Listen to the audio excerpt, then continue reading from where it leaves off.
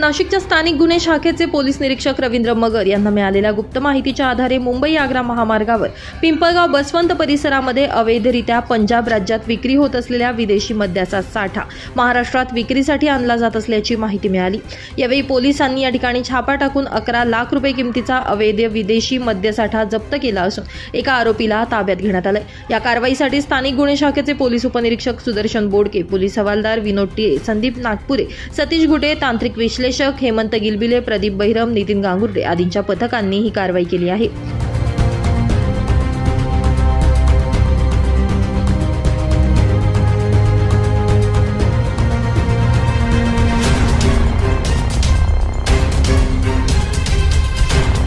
Bureau report, Nashik माझा news, Nashik.